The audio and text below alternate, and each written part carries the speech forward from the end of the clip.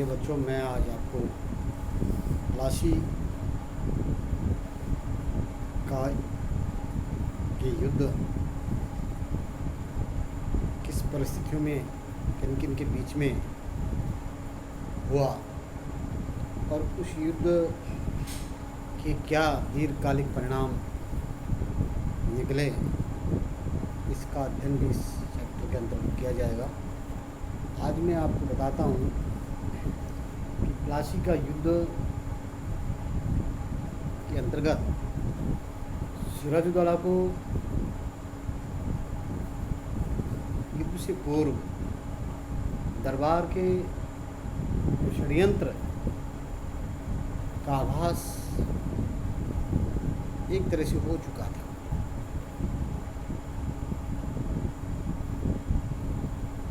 उनको ये पता था कि मीर जाफ़र एक तरह से इस षड्यंत्र में सम्मिलित था। कुल मिलाकर के हम कह सकते हैं कि मीर जाफ़र इसमें सारा खेल रच रहा था। मीर जाफ़र को इस बीच में गिरफ्तार करने का एक तरह से कोई प्रयास भी अभी तक नहीं हुआ था।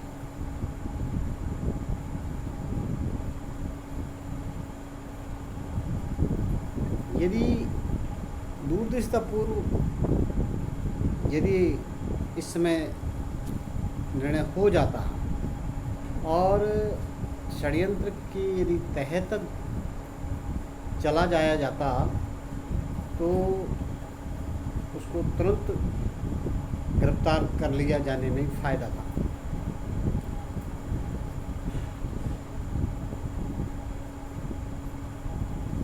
इसका एक तो परिणाम ये निकलता कि जो अन्य षड्यंत्रकारी थे वो इससे एक तरह से भयभीत हो जाते एवं एक तरह से षड्यंत्र जो था वो असफल हो सकता था। किंतु नवाब ऐसा नहीं कर सका, जो कि भूल थी। नवाब ने इस अवसर पर कोई स्पष्ट और सटीक निर्णय लेने में एक तरह से असमर्थता दिखाई। फ्रांसीसियों को अपने यहाँ शरण दिए जाने से अंग्रेज़ उसके एक तरह से फ्रांसीसियों को उसने अपने यहाँ शरण दे दी। इससे एक तरह से वो अंग्रेज़ों के दुश्मन के रूप में उभर कर के सामने आए। कोई साहसपूर्ण निर्णय लेने के बजाय नवाब ने इस अवसर पर 15 जून को मीर जाफ़र के घर जाकर एवं उसे अलीवर्दी खां की एक तरह से सौगंध दिलाकर उसका एक तरह से समर्थन किया। मीर जाफ़र ने चालाकी पूर्वक नवाब को समर्थन देने का एक इस अवसर पर पूर्ण आश्वासन दे दिया। नवाब ने मीर जाफ़र को अपनी सेना का मुख्य सेनापति नियुक्त कर दिया और एक तरह से युद्ध की तैयारी आरंभ कर दी। तो ये जो षड्यंत्र चल रहा था और अलीवर्दी खां इसी से बाकी भी था, लेकिन दूरदृष्टिपूर्ण निर्णय नहीं लिया और षड्यंत्र अधिक एक तरह से गहरा होता जाता गया। सिराजुद्दौला और मीर जाफ़र के बीच होने वाली एक तरह की मीटिंग से पहले अंग्रेज़ों की सेना कलकत्ता से नवाब पर आक्रमण करने के लिए प्रस्थान कर चुकी थी। नवाब की सेना अधिकारियों में विश्वासघात इस सीमा तक आ गया था कि हुगली एवं कटवा की सेनाओं ने अंग्रेज़ों का वास्तविक रूप से कोई विरोध नहीं किया, क्योंकि मीर जाफ़र ने षड्यंत्र के द्वारा अनेक सैनिक अधिकारियों और अपनी और एक तरह से मिला लिया। 22 जून की रात को क्लाइव की सेना भागीरथी नदी के तट पर प्लासी नामक स्थान पर पहुंच गई। 23 जून की सुबह को दोनों सेनाओं के बीच में युद्ध प्रारंभ हो गया। नवाब की ओर से मोहनलाल एवं मीर मदन नामक अधिकारियों ने वीरतापूर्वक युद्ध में हिस्सा लिया। कुछ ही देर में ऐसा लगने लगा कि विजय सिराजुद्दौला को ही मिलेगी। वास्तव में क्लाइव की स्थिति दयनीय हो जाने के कारण वह अपनी सेना को वृक्षों के पीछे एक तरह से छुपाने को मजबूर हो गया। किंतु उसी बीच दुर्भाग्य कहें कि मीर मदन को गोली लगने के कारण उसकी मृत्यु हो गई। दूसरी ओर मीर जाफ़र द्वारा युद्ध की प्रति उदासीन रवैया अपनाए नहीं जाने के कारण सिराजुद्दौला को उस पर अब संदेह हो गया। सिराजुद्दौला ने अपने संदेह को दूर करने के लिए मीर जाफ़र को अपने पास बुलाया और उसे अपने पुराने संबंधों की इस कठिन परिस्थिति में याद दिलाई। उसने अपने सिर की पगड़ी उतार करके मीर जाफ़र के सामने रख दी और मीर जाफ़र ने चालाकी करते हुए आदर के साथ पगड़ी को उठा करके सिराजुद्दौला के हाथ में थमा दिया और उसकी वफादारी की बात कही। मीर जाफ़र ने नवाब को यह सलाह दी कि वह अपनी सेना को लेकर के लौट जाए।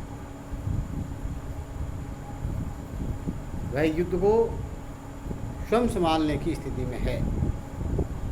दुर्भाग्य से सिराजुद्दौला ने उसकी सलाह को बिना सोचे समझे मान लिया, जो कि एक बहुत बड़ी भूल थी।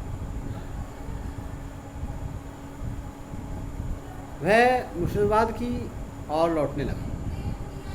मीर जाफ़र ने, जो कि मुख्य सेनापति भी था, मोहनलाल के नेतृत्व में आगे बढ़ती हुई सेना को पीछे लौटने का आदेश दे दिया। इस कारण मोहनलाल को पीछे लौटना पड़ा,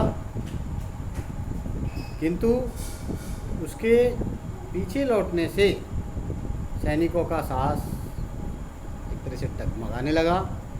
इसी समय कुछ सैनिक अधिकारी जो कि मीर जाफ़र के षड्यंत्र में सम्मिलित हो चुके थे, वहाँ से भागने लगे। इस कारण सेना में भगदड़ सी मच गई। मीर जाफ़र के षड्यंत्रकारियों ने यह प्रदर्शन करने का प्रयास किया कि कोई उसका पीछा कर रहा है। यद्यपि उसका कोई पीछा नहीं हो रहा था, किंतु इसी समय नवाब का पड़ाव एक तरह से खाली होने लगा। एक विश्वासघात के उपरांत दूसरे विश्वासघाती दुर्लभ राय ने नवाब को यह समाचार दिया कि उसकी सेना में भगदड़ सी बच गई है। ऐसी स्थिति में जान बचा करके वापस लौटना ही उसने अपनी बुद्धिमानी समझी। सिराजुद्दौला अपनी प्राकृतिक बुद्धि से काम न कर पाया और वह भी भगोड़ों के सम्मिलित हो गया, जो कि उसकी भूल थी। मीर जाफ़र ने अंग्रेज़ों को नवाब के से लड़ने वाले सैनिकों पर आक्रमण करने की सलाह भी दी। परिणाम ये निकला कि मीर मदन के उपरांत मोहनलाल को भी वीरगति, दोनों ही वीरगति को प्राप्त हो गए। दिन के 2 बजे तक प्लासी का यह ऐतिहासिक युद्ध लगभग एक तरह से समाप्त हो गया। सिराजुद्दौला 24 तारीख की सुबह को अपनी राजधानी मुर्शिदाबाद पहुंचा, किंतु यहाँ अब तक यह खबर एक तरह से पहुंच गई थी कि नवाब पराजित हो गया है। उसने अपने सिपाहियों को संगठित करने का भरपूर यद्यपि अभी प्रयास किया एवं इस कार्य के लिए काफ़ी उसने खर्चा भी किया, किंतु वह